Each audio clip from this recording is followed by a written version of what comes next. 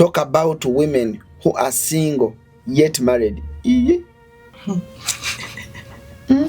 Single yet married. Sikategedde kano. Ku Bulaya. Because their husbands became roommates. Yeah.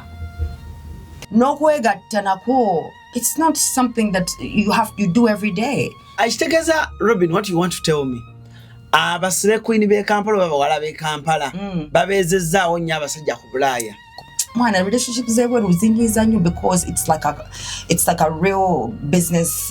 It's like a business relationship or convenience relationship, or what should I even call it? Because it's about 50-50.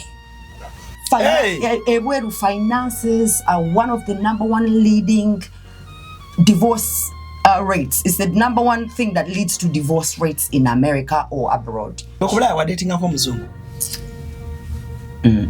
Dating ako ku banyaga. Banyaga ba Black Americans. Ne nabo bennyini bayina. Mbwate babi nnyo. Babi bayina trauma problem damage. Because yo yakuyita ki? Monkey. Yampita monkey se. Aish, saga. Yampita monkey chokanga African American. Basiraamu bannange, Tammy's Fashion Hub ebaletedde engoye ennungi ez'omulembe nga za kisiraamu omuli jilbab, abaya, casual dresses, gym wear, office dresses, sako ne veils mu kkala n'ebika eby'enjawulo okuli cotton veils, chiffon veils, Turkish ne silk veils. Tammy's Fashion Hub yasazeewo n'okutuusa engoye z'abaana abateezi abasiraamu mu sayizi n'ebika byonna era nga bw'ogula tuzikutuusako wonna w'oli mu ggwanga n'ebweru w'eggwanga. Okumanya ebisingawo tusangibwa ku Ikotoolyo Mall edduuka namba 3 oba otukubire ku noti 787, noti 57, 565 ne noti 756 255 553 ye Tammy's Fashion Hub abakutuusako engoye z'abasiraamu ez'omulembe. Views expressed in the following conversation do not represent the views of this channel. Kale kumukutu kwetuli CRUZ exclusive ALLANCRUZ gemanya nyongero kwanirizaako ino gyosinzira okubanga ate otulabira yonna muna Uganda gyosinzira bambi nyongero kwebaza okulaba show zonna zetugenda mu maaso n'okubanga ate tukuweereza. Sinatandika sheno naye waliwo ekyansizza olunaku olwakyo tugenda okubanga twogerako and kikulu nnyo. And banji nnyo bakimpadde naye ate ono ye yakimpadde ate mu busungu ne ngamba nja kuba ate nkibawa. Tuli proud by Bakasile breeders Emityana bakugamba nti so kujja ku faamu ya faawe Emityana no banga ate oyongera okubangulwa mu bintu by'obulimi ate n'obulunzi. Tusangibwa Emityana okulambula faamu emitwalo 5 ate nga tutunda n'ente. Ente zaffe tetuziseera ate nga breeds nnungi dala okuzama. Kota de Beaver Organic awe Mengo ku Beaver House. Leta mama, leta tata, leta abaana. Bwaba ekintu nga kiganye nga really kiganye iwaina habo mulungi. Try Beaver Organic oyinza atoboli yawo obute jusa Mirembe Beddings ekawuku gyetwazze edduuka lyaffe nayo tubayo bulungi nnyo kubanga tukweza. Oyagala curtains, oyagala blankets ennungi, oyagala masuuka amalungi, oyagala pillowcases ennungi, ekintu kiba kitambulira ddala bulungi nnyo ate side yawe ekawuku. Mirembe Beddings teri atamumanyi Mirembe Curtains and Beddings ebintu byonna yabigonza bulungi. Curtains ennungi bw'omaliriza ennyumba yo tossaamu ate curtains linga leesu nedda. Gende wa Mirembe kintu akikwasaganyiza bulungi nnyo ate nga atambula site ku site yengo omuntu tatuma yetuukira kino nekibanga ate kitambulira ddala bulungi nnyo. 22bet tugenda mu weekend bebasinga bets ennungi Champions League mumulaba atojjera Europa ate ne Conference League, Premier League, La Liga, Serie A, Scottish League, league zonna bazina bulungi nnyo. So genda ku mitimbagano teeka mu 22bet ogulewo account promo code CRUZ kintu kibenga kitambulira ddala bulungi nnyo bw'owangula. Bali online only tobanoonyiza wala wonna bali online kintu kibenga kitambulira ddala bulungi nnyo. I'm with Robin Kisty again. Ndine Robin Kisty. Robin aina message gyabadde angambye wano ne mugamba nti Robin ngenda somera abantu message eno. Ono yagambye bwati nga Robin tanababuzaako. Yagambye bwati, I enjoyed your program with ALLANCRUZ. Yabadde agamba Robin. kyobula mbagamba abalayi bange abalungi togaana kola fake account sindika message yo mu TikTok yange obulumi bwo naddala ng'oli ku Bulaya obulumi bwo Jabusomano ne Robin anti mwangambe Robin mukomyewo ono agamba bwati enjoyed your program with Alan. Please next time Robin talk about married women in diaspora who are working tirelessly to take care of the family. Yet the husbands bebuzabuza mu Uber Lyft DoorDash and sending all the money to the side chicks in Kampala and their family back home. Talk about women who are single yet married. Single yet married. Sikategedde kano. Ku Bulaya. Okay. Yagambye Robin talk about women who are single yet married. Ku Bulaya. Banange, me and my friends tufa. Okay, wait a minute. Robin, so wabuze ku bantu no message ngera kudda muntu buzeemuko. Kwata. Banange baviwazi baffe bwe bali nnyo mwe bali ddala okubeeranga muri ku CRUZ exclusive. Thank you for all of you who send great messages in the comment section. Messages are much ziraba, so we'll try and address your issues as they come. So thank you so much for supporting. Robin, how are you? I'm okay, dear. How are you? Oli bulungi? Ndi bulungi nze. The last time we were here, natabo. Bantu basiima show. Bambi naye ate ongambye nti Alan oyinza okugamba nasaze ebigambo. Kankulage this message. Ogerabireko gwe wennyini. Okay. Robin, if someone says ku Bulaya, a woman is single but married. Okay. Sikitegedde. Ekyokubiri agambye Robin talk about our husbands who send money to side chicks in Kampala and their families and yet us their wives in diaspora tukola tirelessly okubeezaawo family. Kitegeeza omusajja akola sente ye n'asindikira obuwale eno ne family ye. Kati yo omukazi n'asigaza omugugu ogwewaka. Does it happen ku Bulaya? Omukyalo ono ayogedde nkimanyi ayogerera abantu bangi nnyo, because the truth is women make more money. I think I would say it's like a 98% that women make more money than these men. Kati ate bw'obeera mu family nga omukazi yasinga sente, there's a power imbalance because abasajja bo be bakulu ba family, head of the family. So kitegeeza yalina okukola mu money, naye bwe batuuka e Bulaya emirimu ffe gye tukola okufuna sente ezo ennyingi mikyafu ku bo abasajja, kubanga nze nambooze nalongoosa obubiina bw'abakadde. Wabulongoosaako ne mutwala mu ttooyi, musajja munene nnyo omuwanvu, tebakuwadde oyster ya kumusitula naye ng'olina okuyiriba okole sente ezo. Tumenyeka nnyo naddala ffe abakola mu care, CNA abakola mu care ono kwegamba toli nurse, kubanga waliwo abakola RN registered nurse. CNA is caregiver, like caregiver assistant. Oshegedde like obo oyambako buyambi ba nurse. Kati ebyo betwakolanga ba caregivers mirimu mikyafu. Oyinza abazungu bano bw'atuula wansi ennyo ngali bafuna what they call boils ku kabina, bafuna ebituli ku kabina amabwa, oshegedde batandikira kuvundira ku nsi. Kati nga gwe olina omunaazo omulongoosa, olina omunaaliza mubi, you give them a bed bath kubanga bamu tebasobola kuva mu buliri.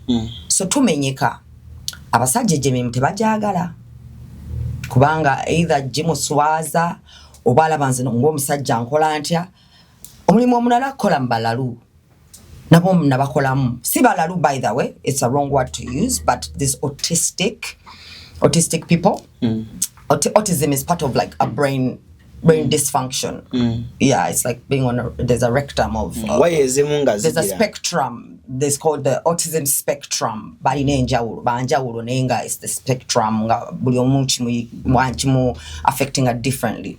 So I've worked with those before, and even those are hard because those baba bategeera sajja ngaalinganga gwe wa myaka nga 3 nengo bongo bwakomanga ku 5 oba 6 oba 10. Atulaawo ngali nemmere bw'abaagirya nze gwe nali ndabirira nga tamanyi nti nno nemmere balina ogigaaya. Kati mwena omugamba Christopher, chew your food. Mwena omuntu bw'aba ali olina otulaawo n'omutunuulya nga ali emmere. Kati those jobs, only women are patient enough to do those kind of jobs. So that's why the men end up going into driving, because what is it? Driving. Waliwo lifti, Uber Eats, Dodashi, lifti. Banja bebuliza buliza omonga bali mu motoka kubanga omanyi bobera mu motoka oberanga ali self-employed bokola Uber. You're pretty much self-employed. You can choose when to turn on the app or off. So what daye waka and they're married people and the woman is making more money than the man, the power struggle is it will always bring an inconvenience in the relationship because the man now feels a bit inferior because the woman has more money, and these men, it's just natural. They are jealous. They get jealous of their wives. Abasajja It is true. Sibu kubulaya abasajja bonna in general. Omukazi bwabanga akola sente tajja kikulaga nti ali jealous. Naye waliwo obuntu bwajja okukola nga akulaga nti buli ofuna sente tali happy. Ngatandika okugamba olwokuba kati wafuna sente weefula ow'amaanyi nnyo shegera ne bwe tewefudde w'amaanyi, simply it is an inferiority in him. Ye gy'afeelinga nga musajja enough because gwe ng'omukazi we okola more money, which it should be him making more money. So kati wano obuzibu bugira ku beebweru kubanga abakazi ffe, I don't know, we're the kind of humans that we are meant to stay at home. That's what the community, society put us to stay at home. But when we decided to get out of the home and go into the workplace, we killed it there too. Abakazi tukola sente, tuli bakozi, kitegeera, tuli patient in nature, which men are not. You guys are logical, but you have to think straight, logical. The emotions zammwe temuzifaako. Naye ate mwemwe zisinga okukola ki? Okukosa, and you don't recognize them. So imagine being in a home, omukazi asinga okukola sente oli bweru, tosobola mugambako kubanga eri abakazi be bafoga n'abaana. Eri bweru omukazi n'omwana yafoga. Kitegedde. So kati the men are already intimidated. The government intimidates them that you can't touch that woman. You can't even yell at her because you can say you assaulted her or abuse, verbal abuse, emotional trauma, torture. Baino Obugumbo Boluzungwe, Niwagamba smanga aggravated smanga assault, whatever. Aggravated smanga robbery, aggravated assault. By name Gambo Gambebio, verbal assault. You abuse me verbally.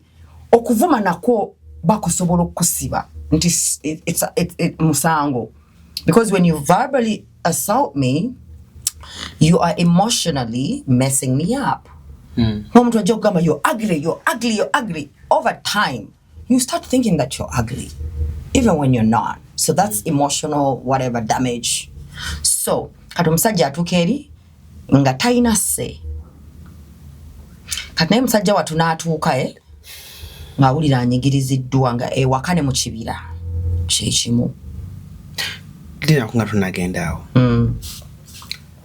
When you say abakazi bakola sente nnyingi okusinga abasajja ku Bulaya. Yes. Tuweeko ku kigero. Wakati gwe emirimu ogimanyi obaddeyokko.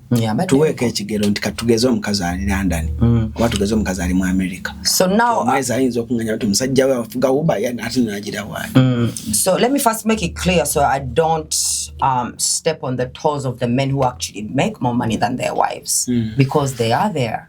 Oshegedde. Nti the men who are either professionals baddayo okusoma. Obanga baddayo okusoma obanga ye yasigalamu ekyokubeera nti nze musajja mukazi tasobola kukola sente zinsinga nfiirawo okitegeera waliwo abasajja nga they hardcore nga basajja baddala n'ennaku zino munnanga abasajja baafukanga bakazi baagala tubawe princess treatment. Princess treatment is the thing that men these days are about. Generations choose naye waliwo basajja nga musajja waddala. So I wanted to just get that out of the way so they don't get offended. So kati abakyala bano abakola sente, let's say for example when banga nkola mu home care esingira ddala wansi nti sina kipapula kya kati nganze bwe natandikira nze nali sina wadde kipapula kya CNA or anything, so I just do caregiving work mu nursing home. Bangalo nursing home waliwo ogenda ku nogenda ewaka w'omukadde abamu bagagga nga ba-carers bagenda waabwe.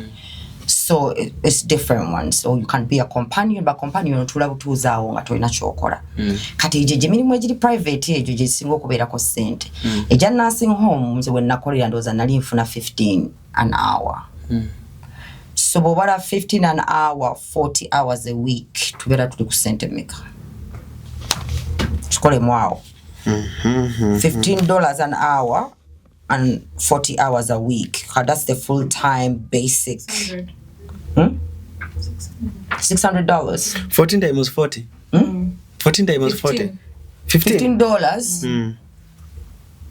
Times 40. 600. 40 hours a week. 600. So that was what I would take home. If I do extra, I would do like 700. But that's just one job. A day? No, not a day. That's 40 hours a week. Hey. That's the basic. Average. It's the basic the basic hours for the week. Omwezi gulimu 4 weeks. Omwezi gulimu. Times 4. Exactly. Kakaaga. Kakaaga kano. Bokakwata n'okazi. Kubeerako emisolo bagijjako. Bajjako n'emisolo. Jukira kati ezo z'obala zibeera just standard naye emisolo bajjako emisolo ayinza ofisa nga meka? Nga bitano 550, right? No, like ngamba wano kakaaga. That's 6,000? Omwezi. Like 5,000. Ayinza osikaza 5,000. Ayinza osikaza onge 5,000. Kati 5,000 katugambe dola negula 3,500. Aba million 17 n'ekitundu. Kati imagine omuwala akola bw'atyo. Akoze 40 hours a week bamusasula $15 an hour. Okitegedde? Kati bw'obeesinga ku musajja avuga Uber. Nga bwe kugambe Uber is self-employment. Omuntu asobola okukola n'akola nga $200 olunaku. Okitegedde? Ona bad day n'akolayo nga$1,500 olunaku. Okitegedde? Naye okuvuga Uber zino era sente zivaako gwe z'ofuna si ze nnyingi ennyo. So let me say kubanga bo kambale bwe mbambaza olunaku omuntu akoze $150 olunaku nga zaafunyemu kati bala week.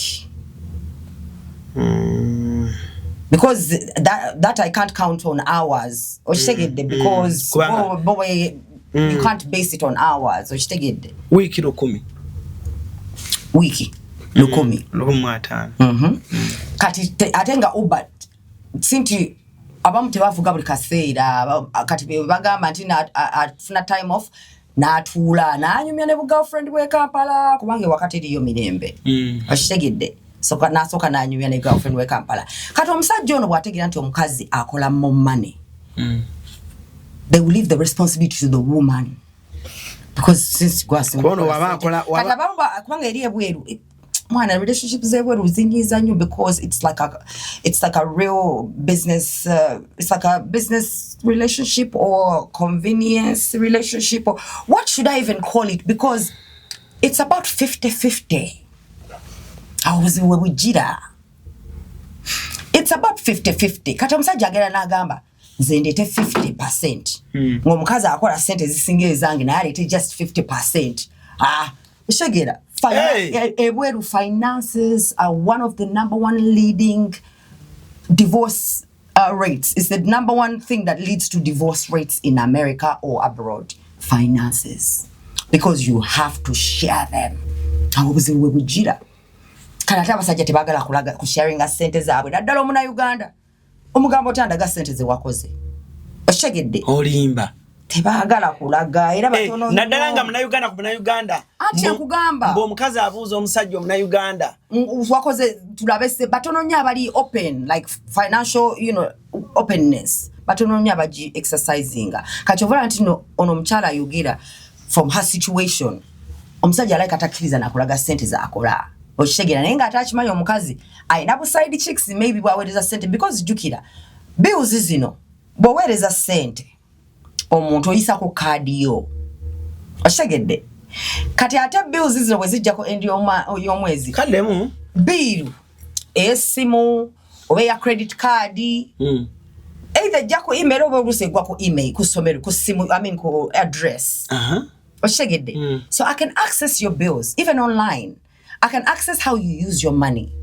Especially if I'm a smart woman, I know your passwords. If I live with you, I will know your passwords. Kati abachala bana mamba kebera nalabanga omusajja ono send waiver because semirundi ngemeka ine namba jawerezako always send waiver tebategera nti baziweza buchi Uganda girlfriends. And the reason why these men also have these girlfriends is because when a woman has money abamu tebafugika. It is true. So like money yo ngekintu ekuleta mu ego ekuyidinya nekuleta mu feeling amuka power naturally natural. It's just a normal human animal instinct. It's not tuchekoza bwekoza. It's just a natural thing. Omusajja bafuna sente naye watu wali n'omukazi bafuna sente. It is vice versa. Oshegedde. So at the men they feel that energy of a woman's namgamba ko kati namga chicho gamba nze wefumbire mmere nze ngenda ku shifti ani agamba omukazi naga omusajja teka omuchere mu rice cooker eva nazifumba ku weekend ojja bugu miezo nze nino genda ku shifti. So like the attitude starts making the man feel like he's not a man. He starts feeling musajja atobadde Uganda nga amanyide bamuletera ku treka juice kamere abakazi batukeri babate bafugika naddala nga batandise okukola sente era relationship zifa nnyo omusajja naleta omukazi natandika okukola oba omukazi naleta omusajja natandika okukola vice versa is the same, the latter is the same okitegedde. So kati balance okubeerawo kiba kizibu naddala nga omukazi yasinga okukola sente. Obuyombo bubera bungi katolianza gamba lwaki ko sigwa asasula zino bills ebiri kwanga jukira eri bills za America. Biru yokubwero enzo kufukira biru. Esimu zaffe biru. Amasanjalaze biru. Gasi biru. TV biru. Abana. TV license biru. Ata abana is the biggest bill. Kwanga abana beri ono mutwale ku swimming, ono mutwale mbikonde, ono mutwale ko kusoma kwa bwerere. But kids are very expensive. Just when you're taking them back to school, you spend even more money than a kid go to school fees one. Omuzawo. Mutwala ku somero. Kubanga just zino zi backpacks. Sneakers ayino okwambala.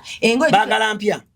Omwana bayagala bipya ye banne bajenga bambadde bipya yayambala ebikadda bamusekerere.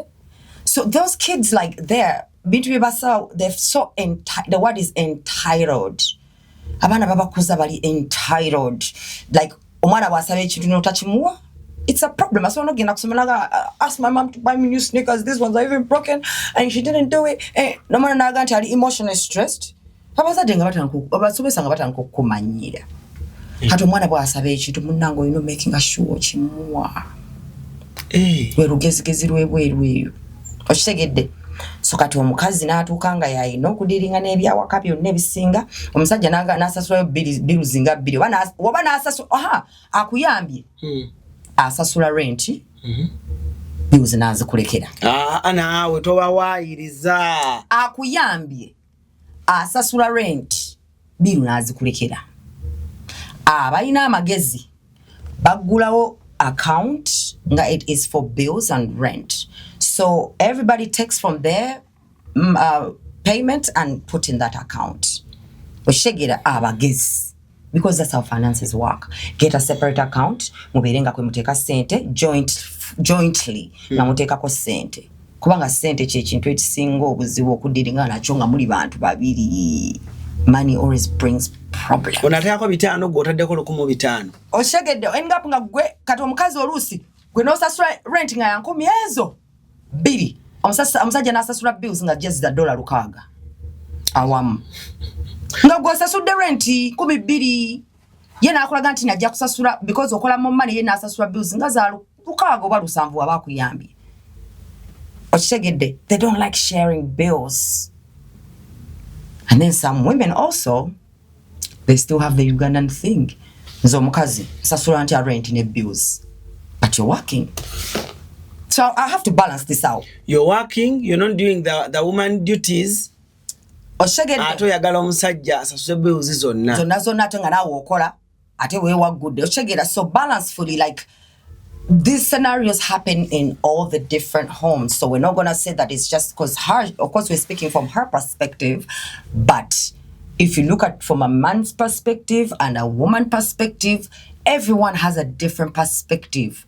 Bemba temwetegeera nga omukwano gwa mweteguli ku friendship level we musobola okutuula ne mwetegeera obufumbo buba buganye bweru era omusajja ajja genda ayogene ka side cheek akamita honey kamweza ku nudzi kubanga wane bweru n'okwegatta nako. It's not something that you do every day. Some people do because they have 9 to 5s and them and their husbands bafanaganya schedules. But then there are relationships where the man works for 2 weeks away. Nadala waliwo abavuga trucks. Nagenda 2 weeks awali mkuvuga trucks all over the states na akomawo. Kati gwe omukazi oli waka. Oba ne wabeera omukazi nga alina ka home kagenda n'akolamu n'amalayo omwezi. Gwe omusajja ng'oli mungi. Kati relationship so ezolowooza tezifunamu problems. Akitegeza Robin, what you want to tell me? Abasire queen be Kampala babawala be Kampala babeezezzaawo nnyo abasajja ku Bulaya. Kugambi kati noze kankubulira story. Mbuulira. Nina mukwano gwange. Bino tuteekayo bakwano baffe ku Snap. Kati bwe namuteekayo omusajja najja in my DMs n'ambuuza about the girl. Namugamba oyogera naye. Nga mukwano gwe mwayogera naye. Ningamba mukwano gwange ono nno wa America avaako Sente. Kimanya agenda kusaba nudes kubanga that's what they do. They always want nudes because they want to have something. If their wives are not giving them in America or wherever they are at, you are the one who services that or shake it and exchange you some money apparently. So mukwano gwange nga ayogera n'omusajja nga yefuula bad girl nga weza WhatsApp ye nga omusajja atandika okwogera naye. Omuwala nga omusajja mugamba nange mbadde just njagala kubeera nga just onsanyusaamu ng'ompeereza obuntu bwe nnaalabangako biki not to go so much into graphic details. Mukwano gwange ng'agamba fe abakazi abalungi bamala okwanira ku malusu sooka olagayo kyolagawo naye ng'ateekako $15,000. Ejaki? Eja Uganda? Eja Uganda. Otyo? Asiteeka ku ssimu y'omuwala. Muwala nga ngamba okimanyi nti kigayi kimpeeze $15,000 nga sinnabawadde okiragako. Just $15,000? Therefore just to say hi, for me to say hi to you. Yeah. So she's like, so guy nagamba so kati ugenda njagala ompeereze whatever in the night. Ko muwala nina mwawe ekizibu but so kontereko sente so ngenda kweza later, just trust me bichi. Olunaku lwaggwako omuwala alidde $45,000 omusajja ate nga n'ennudu tazimuweereza. Oshegedde naye nga weebweru eyo mu America bijja mu DMs zaffe naye ate ekinyamba kasita kijja nga nkiwaya bba wange kasi kijja ku WhatsApp wange ku DM zange za Snapchat oba TikTok mbawa namba ya bba wange mugamba abaali awo nga bazze kati nga ategeera nti nze yagiwaddeyo. Oshegedde nze sitawaana nabo. Lwaki baagala nnyo gundi ezo? Bali lonely. Life ye kukyeri lonely. Bambali eri nga tebalina bakazi nga just yeetaagako omuntu gwayogera naye buli lunaku okunyigibwa ku mutima kubanga emitima gyabwe ginyolwa nnyo bambi basaasire. Ogenze ku nsi etaliiyo ugenzi n'omukazi oba omukazi w'ojjali akufuukidde ezzike. Tekulimba sajja oba omusajja akufuukidde ezzike kubanga kati muli bweru. Okitegedde buli omu akola bibye. Kati buli omu atuuka n'abeera nga ali tired. of the other. And we're just living together for convenience because we gotta pay these bills. So the relationship becomes a convenience rather than a love relationship or a marriage. So that's why she says you'll get a ku obachala bali single yet married. Because their husbands became roommates. Yeah. Because nze nkola shift za kiro omusajja ne waba ne memba sikoze ye yefula agenza okukola mataga akwera mu nyumba ye wamu naawe shegedde yefula agenza ovuga uba nakoleka ne kuddeyo ofuyo gye yandisikadde mubeereko mu nyumba agamba namako n'emirembe naye fula agenza ovuga uba kugaba nobeera nga bawo obeera bwezi naye nga roommate kati ye bwagendeyo gyagenda ng'afuna essimu ye ng'ateekako ng'abeerako nga yeekuba kasabbuuni ke ng'anyumira oba n'agenda ku OnlyFans n'alaba ebiwala ebiri obwereere n'asanyukamu kati waddira ewaka nga mukufu nga si muyala abamu bagenda ne mu strip clubs ne bakanyuga ssente wakiri n'azikanyuga ku mabina g'omukazi naye nga tazzeeyo waka nga mukazi we yamutamaani ng'alina obbeera naye ngaina bagirls bayogera nabo ku simu abe Uganda abamulaga nti no ye boss kubanga omwana wa Uganda muweze ekyetano omuweza nnyingi obola bangi wano ekyetano kiba kyamaanyi omuyisiza mu lunaku oba ebbiri kati imagine 15 nga for just to say hi oshegedde obusente butono abawala abanayuganda kati oli just for feeling like a man and a boss. They get that satisfaction from this side chick who is in Uganda and Kampala. Kwanga ye bukasera pa updating a baby this, baby that. Baby bana kwa. Na mweza kufana nyi. Nga nyumye. Neka tomwala we bweru. Ogena mugulira kikigeno mu exciting ennyo. Ya ina Sente. A bag, shoes. I can buy them myself. I can buy $200 shoes. I can buy a $200 bag. So whatever you buy me is because you know I love it. And I'll just be happy because of the thought. Not because you've bought me something so where does it probably be is mu bouquet ne ebi muji. Nebi banja byo najja bikuwa. So it's little money for them to feel something as a man. So abachala like me I would just feel like these relationships, yeah? Tewali muntu asobola kuwa advise ya relationship entuufu because relationships zanjawulo, my friend. But me as me, I feel like the best thing is to be friends with your partner. Forget the love. If you're friends with your partner, there's nothing that you can't talk about. Oshegede. Mwana baby.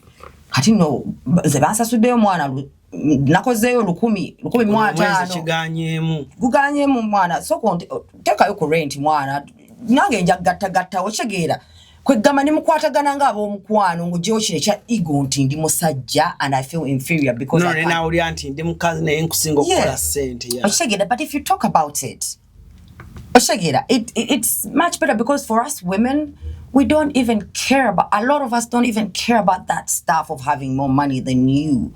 I want the man, not the money. I never. Diro kitandika okujja omukazi oyo tandika ogulira nti nina ssente kati naawe dino tolina kyongamba. Awo nga let's say nga tanso nga alinako nga 10k ku account. Kwa omuntu akola 5 asobola okukola 5k a month. Because 10k zimtakingira myezi ebiri okukola. Shegidde baba akozesako bills na afisako nge 2,000 kale myezi ng'esatu abawala balina ssente ku account ebweru mwana nga alina $5,000 blood olowooza nsaaga omuwala nga alina $5,000 ejja dola ku account nga savings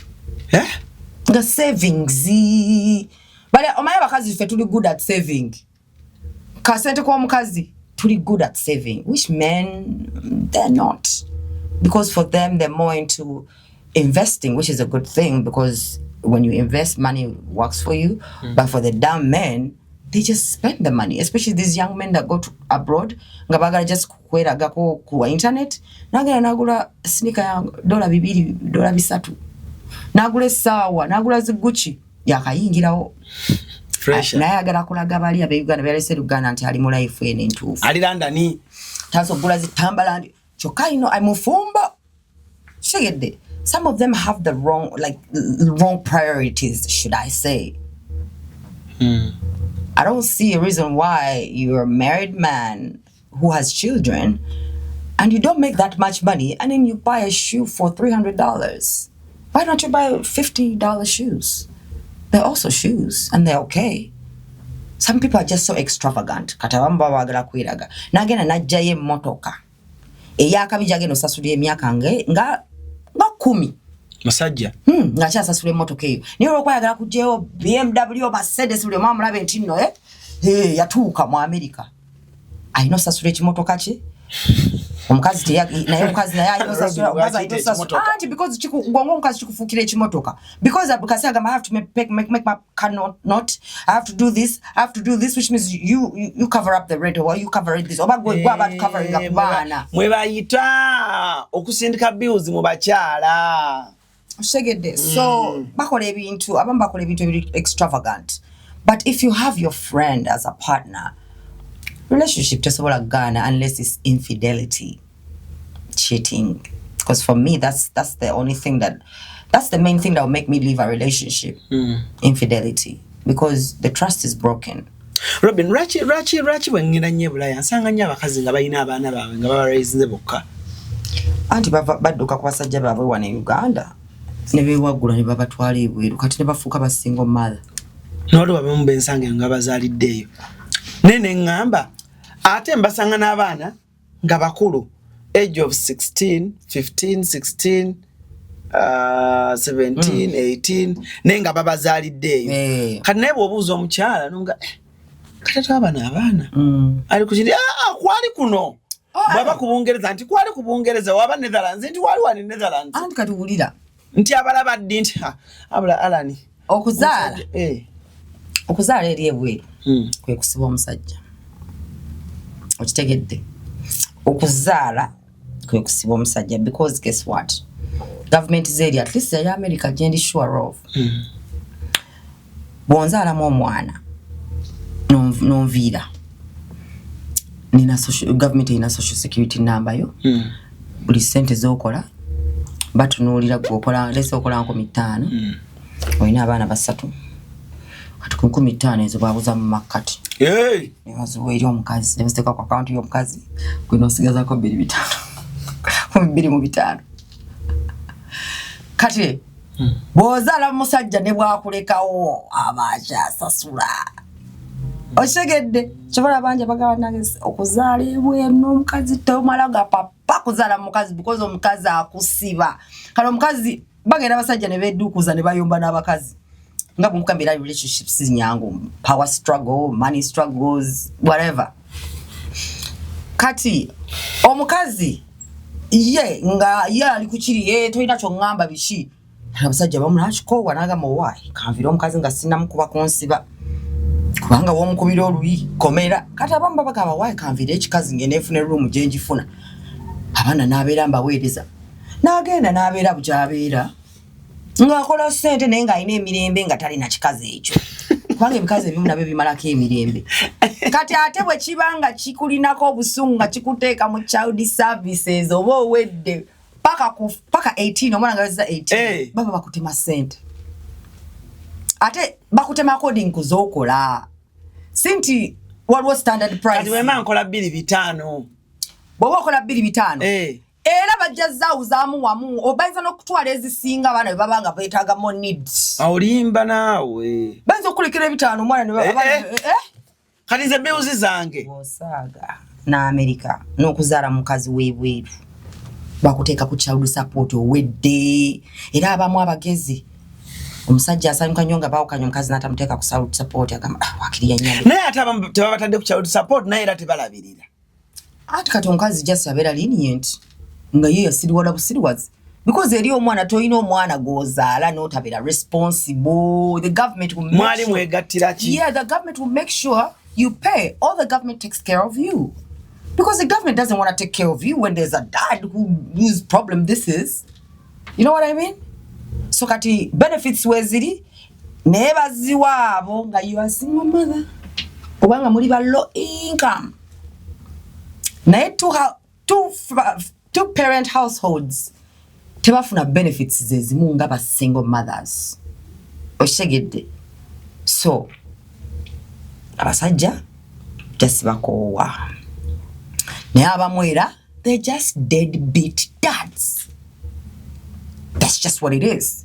Tayagala kusharinga sente ze nga wana Uganda abasajja bali abanja obuganda bwe wano busechiganda bwe wano obukopi bwe nabuzza mu America azadde abaana taga kusasula rent taga basasula bintu by'abaana oba nasasula rent nga taga sasula kintu ky'abaana kyonna gwo omukazi gwalina okisasula shegedde kataba munagamba akangende sente zange kalate waliwo yangamba nti abamu babatema nezo sente naye nga ne emotional support eri abalabera nabo tagibawa era abatagibawa kwanka tate twayombi katate abana tubampa tuli ku custody arrangements emotional support anti visitation ndetse for example nti waroche baita full custody oba shared custody tiwagamba nti nomukazi alina full custody kitegeeza omusajja olina just visitation rights like nzija nembalabirako nobalabirako yes bwemale ngenda nogenda nga tulina gye batutte bagita batya visitation rights oba ne bakuwayo weekend rights ng'osobola obbano batwala ennaku 2 mu week nojja nabo bakimano batwala ewuwo oluusi supervised by who by a case worker abamu babi nnyo omusango gwakuggisako custody kati bw'oba lesi wali druggy oba ki oba wali harmful to the kids and then they reach an agreement with you as far as custody is concerned ng'oteredde basooka kuwa supervised right visitation rights ng'ojja n'obalaba naye nga waliwo omukulu awo kansala abalaba ajja n'atula mu ddiiro nga nawe otuddawo n'abaana bo n'onyumya nabo nga waali awo gavumenti yemusasula yes era ajjira mu budde yes n'atuula yes kati then we're getting up better nga bakugamba kati nga balaba oli safe obanga bawukanye just for divorce omukazi yafunye full custody then ng'omusajja bamukkiriza okufunayo ennaku 2 weekends nga ye alina weekends okitegeera bw'abeera ne weekends nga abatwala then n'abaza ino bazza ku lunaku lwagambye bazza kubanga bw'atabazza osobola okulopayo poliisi abaana bange tabazizza ku time gye yabadde alina bazzaako okitegedde. So omukazi yenna bw'otakwatagana omusajja yenna bw'otakwatagana mukazi ng'omuzaddemu abaana Bulaya yinza okufuukira ezzike nga buli kasente kokola gavumenti ekatwala buli kasente kokola gavumenti okatwala noenga mwino okukola emirimu ng'ebiri ng'ogumu guli wansi wa mmeeza baleme kubanga ogutali mu social security tebasobola gutracking n'ogamba kankola ogwa wansi w'emmeeza baleme tegeera nti nno nina omulimu omulala fisseeko ssente life y'ebweru eyo mugiraba naye mulaba tubabuulirira bintu bingi nnyo ebikuhiitinga because they are very professional. You can't beat the system. It's hard to beat that system. When in Uganda, it's very easy to beat the system. So you think the omusango gwe nakola ogwansibisa singa wali bweru tewandibaddeyo bya understanding tibagujjeyo otegedde nti tukuwe ssente bagujjeyo. Yes, it's possible, but kasito oyingira mu system ya police weteri nnyo ne baliteekayo assault liba liyingiddeyo kese eba eyingiddeyo oli ne bwagamba nti n'omusango ngutadde era osigalayo okitegedde. Kati okusuza omusango kiba kintu kibi kikulemesa okukola kikulemesa bintu bibi. nabadde ndaba interview ya waliwo omuzanyi yali wa Arsenal bamwita Emmanuel Ebue this week Ebue magamba no is an Ivory Coast Gondi Ebue mutabani we yabadde asigninga ku Chelsea I think last week. Kati Ebue ng'agamba ekisinga omuluma is tasobola aina ebintu mu UK era asobola okugenda UK naye ng'agamba tasobola kugumiikiriza bujozi bwe bamusaako mbwe abaana be abalabire simanyi eddakiika meka 30 minutes then amala agende naga nazira UK sigendayo. Yeah. Kati ye ego ye yagaana okukkiriza ekyo ekintu because waliwo omukazi akuteekako ekintu omukazi ayinza okuteekako ekintu ate oluusi ng'alimbye naddala abana abeezaaza mu buzunguzungu akazungu wekakwata wekati waliwo yangambye mbu bassekiganda bagala akazungu wekakwata mu ttaano ofuka babysitter nze bamanyi babiri bayimbi bawa ne Uganda Germany bagenda ne bafuka ba babysitter bazala mu buzungu ne bagenda Germany ne bafuka babysitter kati babula ku senior music atenga bayimbi banene balera abaana bazala mu buzungu obo Germany ne bubatuuza paka kati kaliya zibatudde kati what is better funa nakiganda muno mwetegeere mubeere ba mukwano kubanga ate munnanga bali mu relationship z'abazungu zikola better manyi lwaki there's open lines of communication my friend in those relationships z'abazungu ng'olina omuzungu communication is key. Caring about my feelings is key. Tomala gogera kyava bagamba nti relationships z'abazungu si nyangu. They are very emotional. They're in touch with their feelings. Ebigambo byokozesa olina byegendereza. Communication, no. It's so important era kye making a relationship. Kyebde kugamba mbeera mu amukwano. Ne mbeera bannakiganda ne ssekiganda. Bwe muyiga nti no communication is key. Ne mbeera nga muli ba mukwano. You speak about everything. Relationship is so tambula bulungi. The only way you can speak is if you're friends. Because if you're not friends, ngomukwano gu fadings ogwa love ogwa bagatta. Muba mufuuse ga enemy. Nga sinna ne bwentula kulaga sente zenkola akasajja kantamana dda. Takagala na sasula rent. Kale bidwachi bassekiganda betwala mu bazungu ku Bulaya. Either baba kati abasinga era babalooza omuzungu ye tiketi ye naddala bana be Uganda. Ala omuzungu nalooza ye tiketi ye. Nate naddala babagwa mu bakazi. Abakazi bafuga bali. Nina gwe nandiyogedde nesijja mwogera. Ali wano bamufugira wano ku base. Ku base wenyini bamufugira omuzungu. Ayina muzungu? Namufugira wano ku base. Sijja mwogera. Naye yantabbira. Yagenda nantabaala. Yagenda nantabaala bajja mutegeera. So, abazungu ababakazi mubagende mpola. Abasajja. Waliwo yangambye nange nakangamba akufuula babysitter na teboogerako mu living nalyo kagamba bawa mu repinze bawali omukuba kati abakutadde mu komera. Kapale bye bimwe byamuza. Yalowooza nti ne bafuna ekikadde ekiseru. Natamanyi nti amateeka geeri gakola ku bakazi. Ekigedde gakola ku bakazi n'abaana. Mami nabyo omusajja ng'akaaba alina ebyana ebijootale ebirungi. Naye ng'akaaba tabirabako. Nkubuulira bali abakazi bafuuka ekizibu bw'aba yakukyawa ayinza okugamba oyo I'm not safe I'm not safe around him, my kids are not safe around him, he physically assaulted me in front of my children, we're now traumatized. Government bate bakijja mu divorce zaabwe ndala divorce settlements kyobola kati waliwo abagagga bona kyoba relationships zabo abaserebu ezisinga mu America balina kye bayita prenuptial agreement. Nti bobo mwewasa mugagga na mugagga. Kawigi ka Philippines. Bamba mwewasa mugagga na mugagga. Waliwo omukazi mwino kusayinga gye bayita prenup.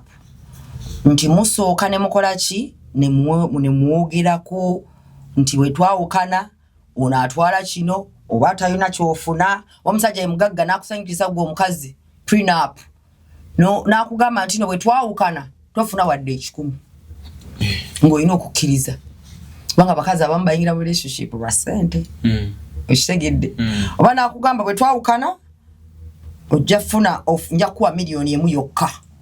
Eya dola. Bwetuba twawukanye emu yokka. Nga tonnamu maringa n'ogisayininga ng'okimanyi we weekyangira ddiya. Ovaawo nakamu kokka ne bw'aba alina 500 million. Bw'aba alina billion nga yakugamba ajja kuwaako kasita weekyanga n'ogenda. Ne mubeeramu nti if it is cheating osobola okutwala zonna oba okutwalako half oba ki.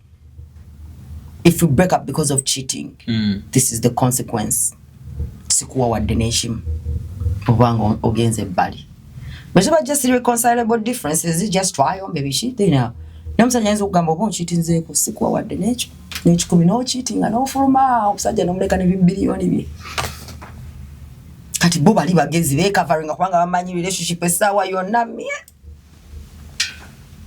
Bana babone relationship so yingira mu relationship n'omuntu atali wa culture ye ngomaze okukola research Bakubula wa dating ako muzungu dating ako kubanyaga ba black Americans ne nabo benyini bayina ate babinyo bayina trauma problems bakoze demo trauma yokka abasinga bonna bali damage pause yo yakuyita monkey nyampita monkey se aish saga nyampita monkey chokanga African American bogera bubi byasama kwegama biri awo bali pause wagama checha kuyisa monkey ati katoli guy ye yayagala nga kasera nkubira ki videos nga bwanda bakonga nfulumye ngofuse malaya ofuse bichi pa munange na muvuma so nampita monkey nanga msima yanga I'm not gonna waste my time on another monkey tuganga naye muddugavu nengamba naye bana abasajja bamanyira kati agenza okulaba nti okumpita enkima kye kigenda okunnuma naye ate nga kyannuma era ne mukyawa kyakuluma omudugavu okuyita monkey goma omuzungu akuyita monkey naye omudugavu nakana ekino kisajja kimanyira ali gwe kimanyira right wakiropa kyampitira ndi Uganda naawe nga kyo kiri eri kusimu kyampitira monkey ngono nkola kira n'ekikyawa naye ate we kyampitira monkey nga nafuna olubuto lwa Oliver nekigamba well this monkey is pregnant koche nekiryoka kigamba singa omwana afanga ali mu lubuto nawe singa ofanga ozaala bala omusajja yanvuma ebigambo ne mu blocking buli wamu nagende wa kazini wange namuvuma nagamba kazini ko kasiru kamalaya bulijjo kimanyi kamalaya omusajja yayomba naye gwe obadde successful ku gundi mu relationship not at all relationships tobadde successful ebweru nedda zonna byali byakweri ambweri nawe no kubanga like it was impossible. First of all nze nalina ezadde bana babiri ng'omusajja okumala gakkiriza okubeera boyfriend wongo ina abaana nebuleti wafuna ku bazungu ate nga abazungu baagala nnyo obusayizi bwamwe abazungu nali sibasobola bali weird tebatwagala nange sibaagala abazungu sibaagala first of all like sibaagala ate nga baagala nnyo obusayizi bwamwe babwagala naye bali racist kati nange ndi racist sibaagala abazungu ate nga nina bakwano banga abazungu naye abazungu sibaagala because nze ndabye engeri gye batatwagalamu kati bwoba tonjagala nange sikwagala walabirawa olabidde ebweru mu America mu mirimu gye tubaddemu oba obiraba ayinza n'obutakuyita nigga naye naakulaga nti nno you below me oshegedde engeri gye batuyisaamu wotegerera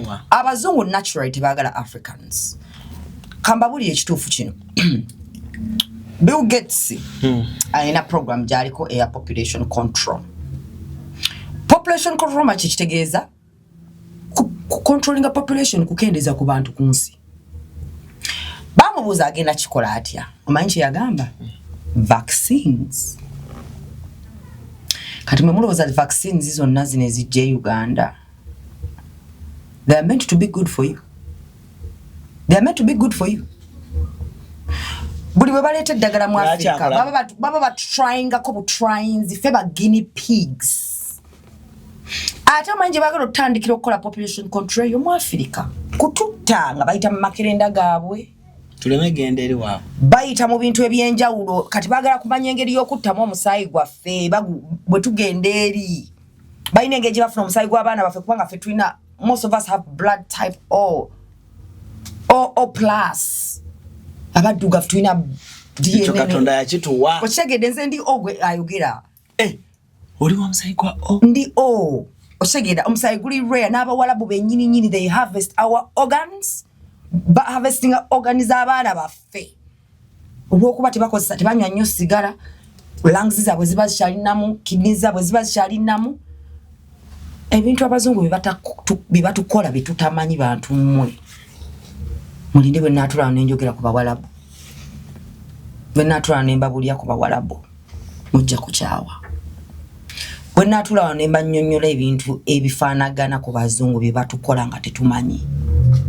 mujja kunyiigamu nze I've opened my eyes mbadde ebweru ndabye ebintu bingi covid vaccine kwengenda otandikira nze nali wano nga bigenda mu maaso ne mbagamba nze nnambooze sigenda kwekuba mpisa eyo omuzungu bwakuleetera eddagala tawe bakuleetedde kuwonya balina ekintu kyakuteekamu covid baali baagala kutta bantu kubanga be bamwekolera baali baagala kutta bantu buli muntu eyeekuba empisa eya covid mark my words when you're 35 and above you're going to start getting infertility issues nga tokyasobola kuzaala nze nina kazini wange yakaweza 40 naye yalekera okufuna period at 37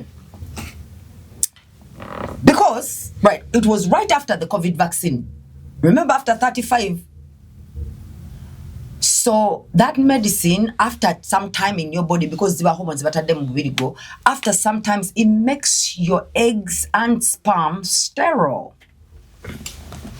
Ngokuba bullets ngankalo bukalu tokyazala nga nonkazi takyasobola funa lubuto gana amadagala gabeeramu ebintu ebyenjawulo bibakola era kansigale na mu Luganda kubanga munnange omanya bendi mu kwabya banene oshegedde naye nga ate mbanjagala abana Uganda bannange tumanye tuleme kubeera ignorant gwe buli bwolwala nogenda omusawo akuwa akadagala buli bwolwala nononya kana kakirinda tubere careful ku makirinda getutekinga makirinda nago gennyini mabi nnyo mwe mufa ku baana abalikozesa drugs nenda makirinda gemumira nazo zennyini drugs ate zono n'ekibumba kyammwe buli bwomira empeke y'omuzungu oba owona naye oba oyo n'ekibumba.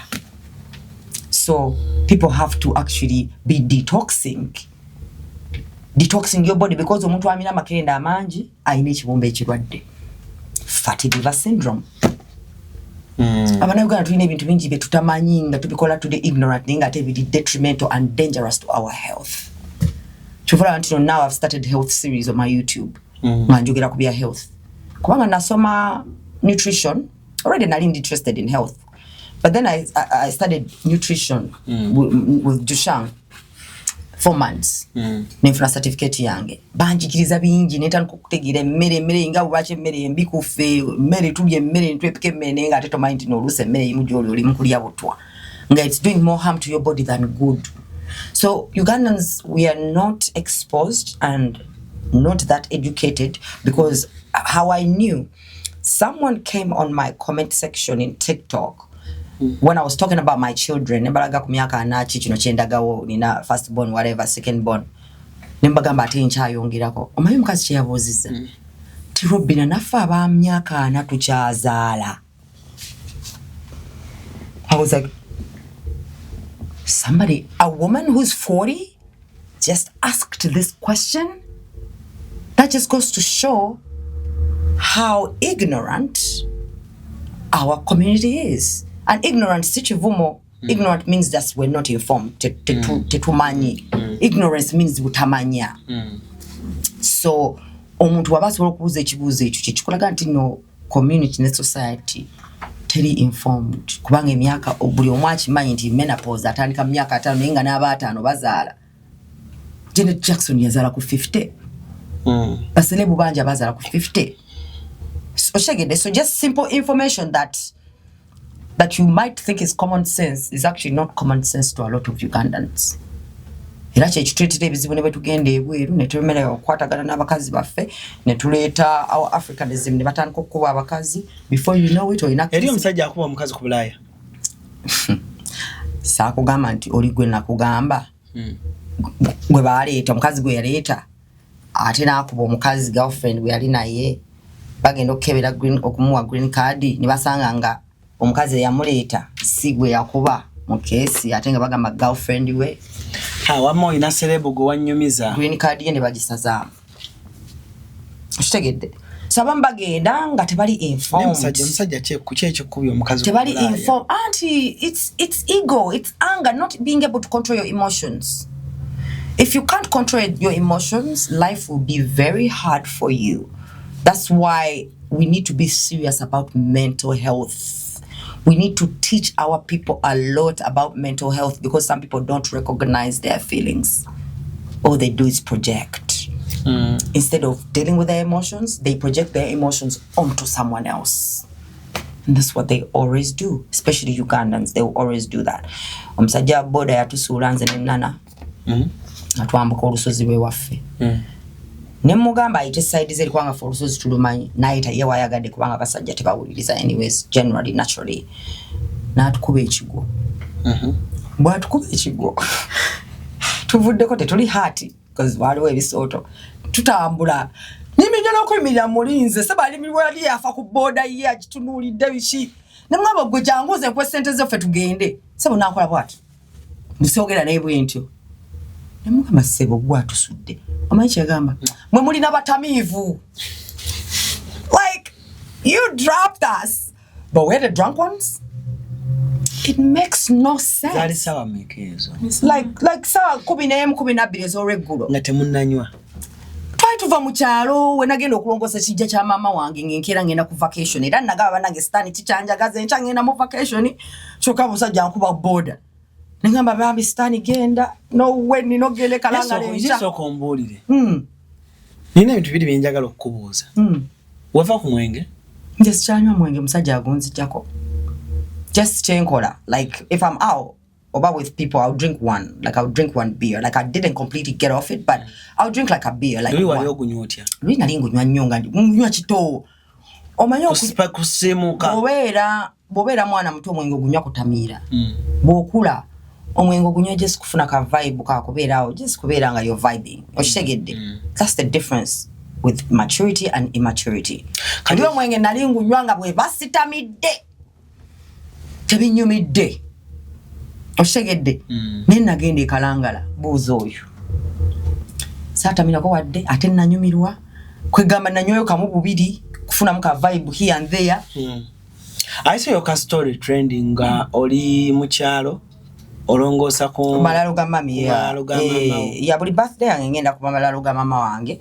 Just name cleaningako because that woman meant a lot to me and for me personally when you think about spirituality, when people die, this is what I believe. Your minor theories there, religions say different things. But what I believe is when people die, their bodies die and their souls go up and they transition. Now, even us humans, we are spiritual being in a human body. Guno mubiri just chishero chaffe. Niyo muntu waffe waddala gwe mwoyo guli munda. So if my mother is the spirit up there, and I am a spirit too on earth, because I am a spirit, I just have a body. You know what I mean? So me, I believe whenever I go to her grave, her spirit feels me. It might not come to talk to me, but I always get messages through dreams, through money. Sina wengenda kubijja bya mama wange ne sifuna sente.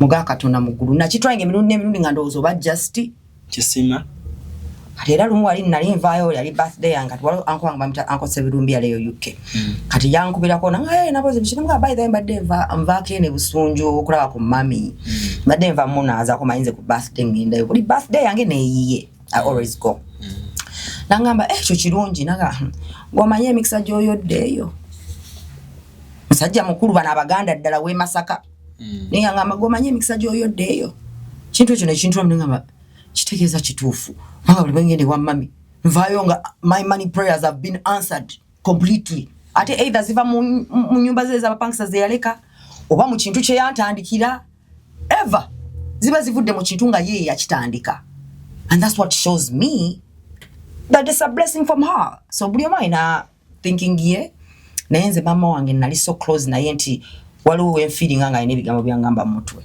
You know when you get thoughts, sometimes you can get a thought, nogamba naye wait a minute ekirowoozo nga si kyange kikirowooza ani akintaddemu naye ng'owulidde something clear in your head nambooze tukikola ekyo kitegedde ate omuntu ampita nambooze alina okubeera nga muzadde wange nga nkiwulidde mu bwongo like nga bonobeera olimu kubanga me I meditate like I'm so connected to my spiritual life now and like I'm very aligned and that's why everything like basically I had a quantum shift Like I shifted. Like the Robin you saw, don't you see that I'm kind of different? Like my whole aura feels different. And that's because I am aligned with self and spiritual world. Like nze mba njagala sente kera bukezi mumashane enzogera nenzifuna. Wala ogenda okusaba. Abantu bagenda okusaba naye tebamanyi kusaba. Ogenda n'osaba nga to believe nga ky'osaba tojja kifuna. Naye bw'ogenda n'osaba ng'okikakasa. Kati nze nali ngenda ku vacation. Nali mukwano gwange siiri. You attract what you say is what you attract. What you think about is what you bring about. Try to kubot ne ngadi ne siri. Sine mugaba goma yogena ku vacation ngogena spending a sente. Chokate ngeri olese bakola sente. Sente zikolira. Ne mugaba kati munaku zine bbiri jenvuddeyo. Tugenda ngenda kuddayo nga kubitawo kuliko emitwalo nga 10. Muga Katonda bwe nabyaze ebitabo ku Monday. Mitwalo 10 mu 10. The sente zabadde ku kitabo ngamba ku vacation. Ne I just said it nganchimininga. Like you have to say it with full emotions. Ekyo nange nkimanyi ya. Shegera. You can just change like Bobo is sad and you start telling them I'm happy. I'm happy. I'm happy. Munange sadness evaawo.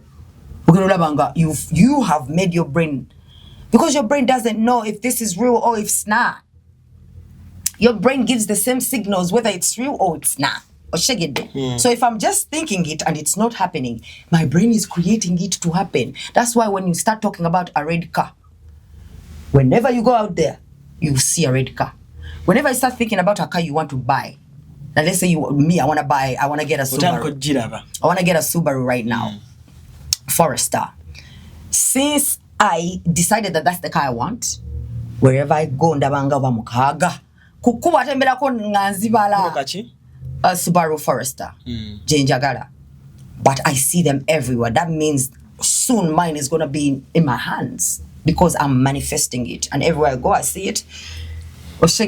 So like we can also have a topic on the spiritual world so people can understand a bit, because it's very important to understand that world of ours. Kati gwe namboze wagitegeera tosobola jitegera you know murundi gumu because ways will have more and more every day, but I feel like I'm more aligned now and I'm learning new things every day, and I see how this magic works every day when you use your mind to attract things.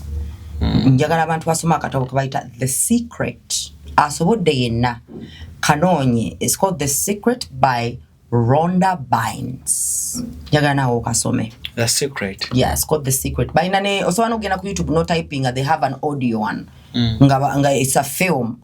Nga boogera bo balaba. Shegedde.